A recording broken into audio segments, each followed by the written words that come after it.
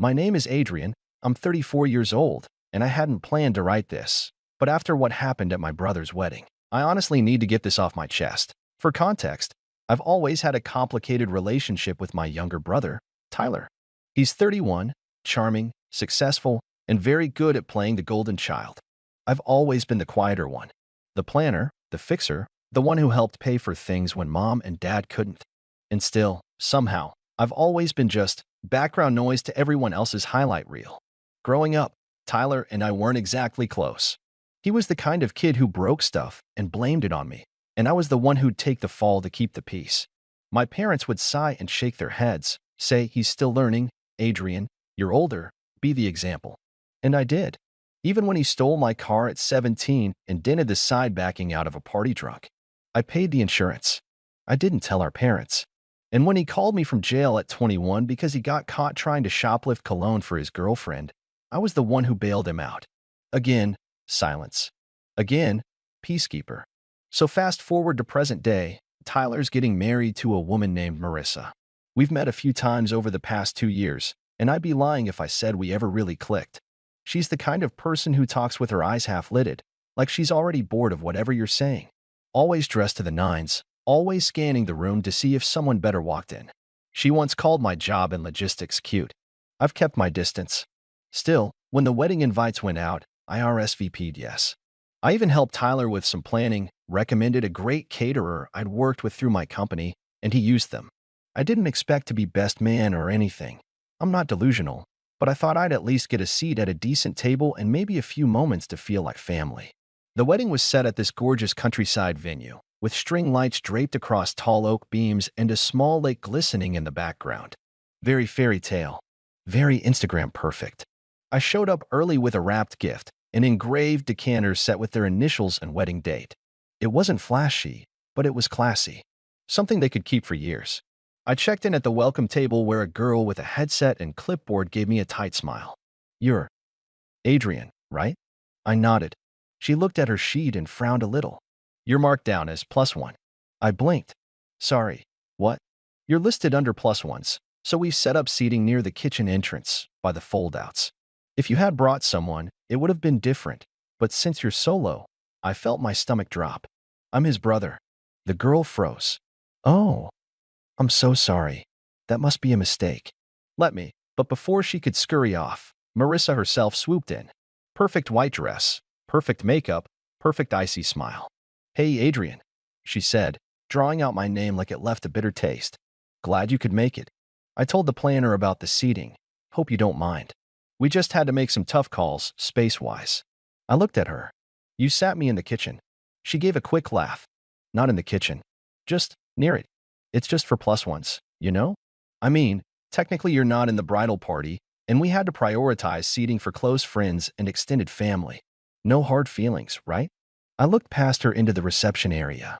Tables with fine linens and floating candles, full of people laughing and sipping champagne. My uncle, who hadn't spoken to Tyler in 6 years, had a seat dead center. My cousin Ryan, who once got caught stealing from grandma's purse, had a seat. And then I saw her. My ex-girlfriend, Tessa, sitting 2 tables from the couple's sweetheart table, laughing with a glass of Prosecco. She and I dated 5 years ago. Tyler introduced us. When we broke up, I found out they kept in touch. Of course, she had a seat. Marissa must have noticed where I was looking. "Oh, yeah, we invited Tessa. She and Tyler stayed friends, and she's always been so supportive." "You don't mind, do you?" I didn't say a word. I just nodded slowly. I walked toward the fold-out chair I'd been assigned. It was set awkwardly at the end of a small table, right next to a swinging door where servers kept rushing in and out, brushing past guests and apologizing with full trays of food. It was loud, hot, and smelled like fish and burnt rosemary. I sat there for a moment. Just a moment. I watched as the music started. The couple entered. Everyone clapped. I watched Tyler whisper something to Tessa as they passed her table, and she smiled back a little too warmly. I watched my gift being placed off to the side, ignored with a growing pile of other boxes. Then I stood up. I walked back to the table, picked up the decanter box, and started walking toward the exit. As I passed Marissa near the dance floor, she turned, saw me, and called out, "Wait, where are you going?" I stopped, turned around slowly. The room quieted just enough to catch the tail end of my response. "+1 this." A few people gasped. I think someone laughed. I didn't care. I walked straight toward the doors, gift in hand. I wasn't storming out. I walked slow, calm, deliberate. That's what made it worse for them, I think. As I reached the parking lot, I heard footsteps behind me. Tyler. He was jogging after me, Tuck's jacket flapping behind him, mouth moving but unsure of what to say. Adrian. Wait, dude. What was that? Why are you leaving? Come on. It's my wedding. I turned and faced him. You let her sit me by the kitchen. He hesitated. It wasn't. I didn't realize. She did the chart. I just thought, look, it's not a big deal, right? I shook my head. Not a big deal? You gave Tessa a better seat than your own brother. He looked uncomfortable, scratching the back of his neck. We're not trying to exclude you, man. It's just Marissa wanted certain people up front. She didn't want tension. Tension? I repeated. You mean me existing in the same room as your ex-friend who dated your brother? He didn't answer. That silence? That was the moment something in me broke. Or maybe it snapped back together. I didn't yell. I didn't throw the gift or say something cruel. I just turned around, unlocked my car, and got in. As I pulled away, I saw him standing in the gravel, half waving, half stunned, like he wasn't sure whether to be angry or ashamed. And that wasn't even the beginning of the real fallout. I didn't go home right away. I drove aimlessly for a while, windows down, the cool air doing a better job of keeping me from boiling over than anything else could. I ended up at this quiet overlook on the edge of town, the kind of spot where you can see the lights of the city stretching out like fireflies scattered across black velvet. I parked, sat in silence, and just let it all settle. Not just the wedding, years of it. The favoritism, the manipulation, the way I'd been treated like a disposable extra in a movie starring everyone but me. And somewhere in that silence, I made a decision. I wasn't going to be quiet anymore. I wasn't going to keep swallowing the disrespect just to keep the peace. I didn't return any of Tyler's texts that night, or the ones the next morning, or the one from Marissa that read, "Hey, sorry about the mix-up yesterday. Hope you're not still upset. Let's move on." Yeah. I didn't reply, but I did open my laptop. See, I work in logistics and event coordination. I don't just plan delivery routes and schedules. I handle crisis management, vendor relations, and back-end tracking for major events. One of my recent clients? The catering company Tyler had used for the wedding. The one I'd referred. The one whose business I'd helped grow. So I made a polite call to the catering manager, Nancy. She was sweet, efficient, and had already thanked me profusely after the wedding for the connection. I told her the truth, that I felt disrespected, that I wasn't just some plus one, and that I was going to be reevaluating whether I could continue recommending her services going forward. She was quiet for a moment, then she said something that stuck with me. We had to rush everything that day. They underpaid the deposit and then changed half the guest list 3 days before. Honestly, if you hadn't helped with the logistics, we wouldn't have pulled it off. I'm sorry you were treated that way. That was all I needed to hear. Because that meant there were vulnerabilities. Receipts, contracts, and leverage. I didn't go nuclear right away. That's not my style. I'm more of a slow burn guy. So I started small. First, I canceled the custom order I'd placed for their wedding gift. It wasn't just the decanter I had given them. I'd also arranged for a matching crystal glassware set that was meant to be delivered to their apartment the following week. I didn't just cancel it. I redirected it. To myself. Figured I might as well enjoy the good Scotch glasses. Then I made a quiet call to the wedding photographer, another friend of mine. She had taken stunning pictures at the event and usually offered generous friends and family discounts for referrals. I let her know that I wouldn't be referring her anymore if she offered that rate to Tyler and Marissa. She understood immediately. I was cutting threads. Quietly. Precisely. But the big moment came about a week later when I got an email from Tyler. The subject line was just, "Need help?" He was asking for a favor. Classic.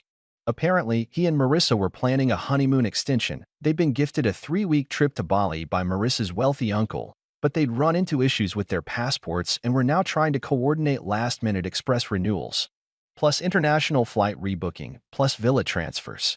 Tyler's words, "You're the only one I trust to fix this stuff. You're good at this kind of thing. Please, man." No apology.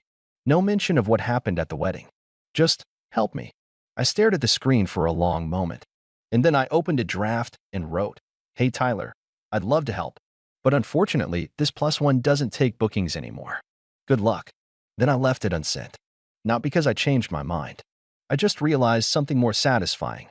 I didn't need to say anything.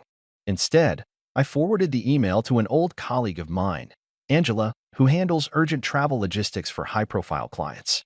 I didn't ask her to help. I asked her to blacklist them. It was petty. I'll admit that. But it felt right. I'd spent years being the fixer, the silent support beam for a family that never noticed the weight I carried. And this time, I let it all fall. 2 days later, I got a text from Tyler. This time, he sounded less like a groom and more like a man unraveling. Did you tell Angela not to help us? She said something about you being a non-client blocker?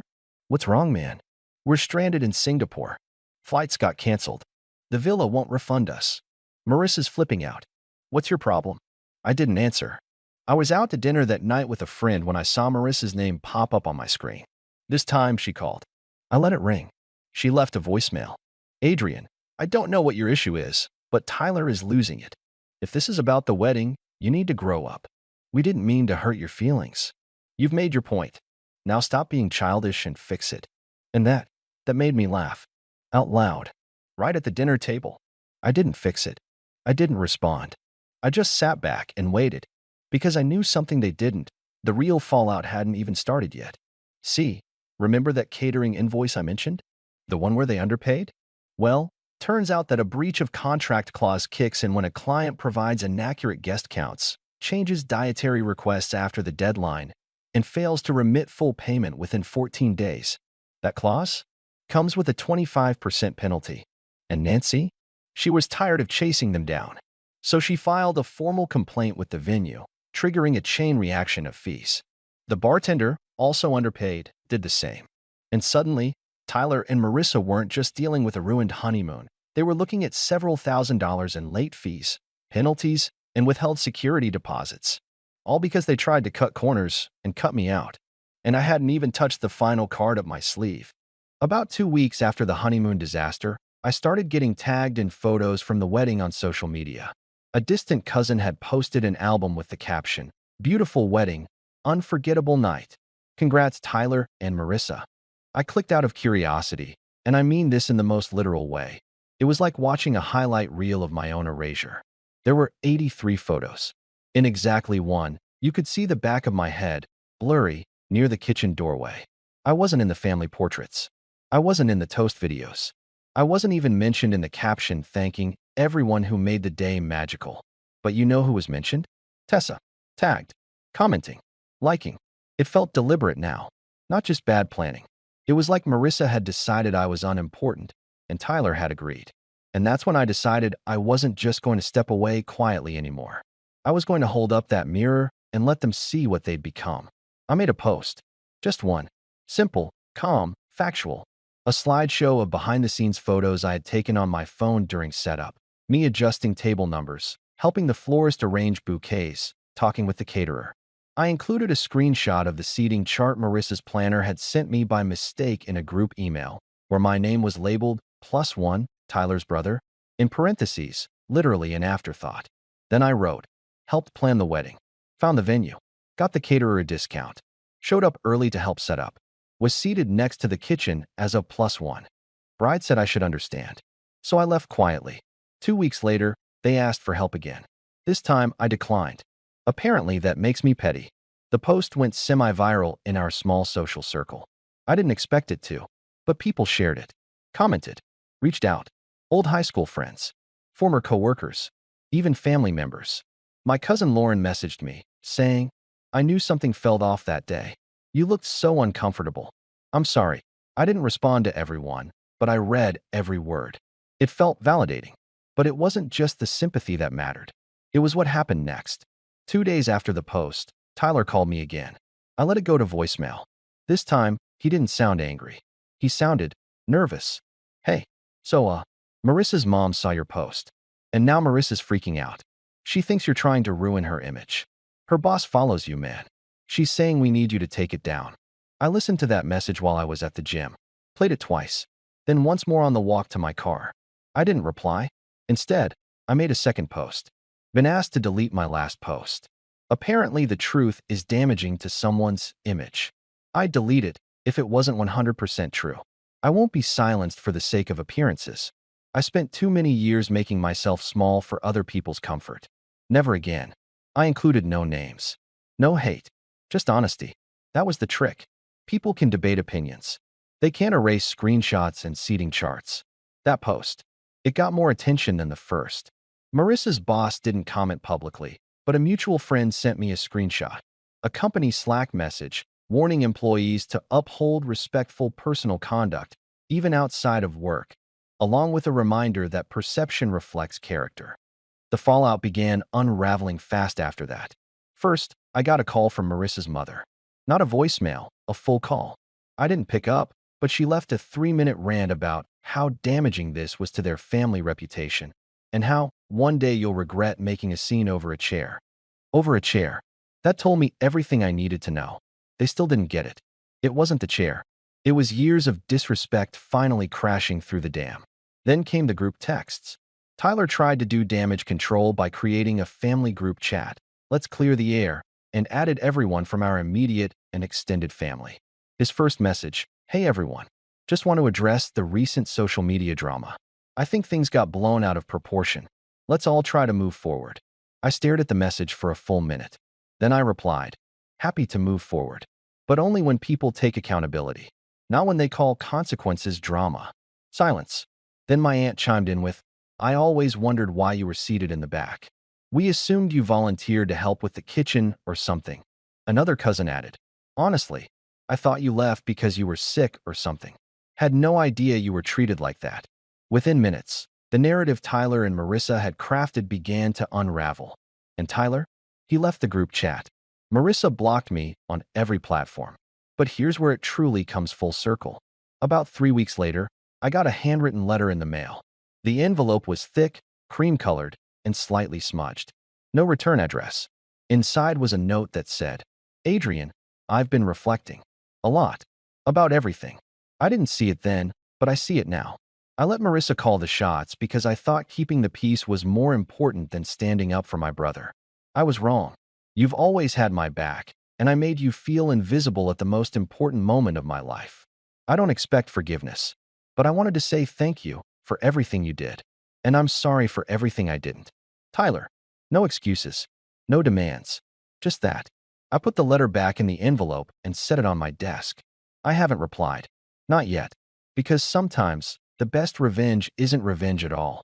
It's letting people sit in the reality they built without you, and finally realizing who was holding the roof up the whole time. And this time, I'm not holding it up anymore. I didn't reply to Tyler's letter right away. I let it sit there for a week, tucked beneath a paperweight on my desk. It wasn't that I didn't appreciate the apology. I did. In fact, part of me had waited my whole life to hear him admit he was wrong, without the usual deflections, without the, "but you're too sensitive," or "I didn't mean it like that," escape routes he always clung to. But I also knew this wasn't just about a wedding. It wasn't even just about a chair.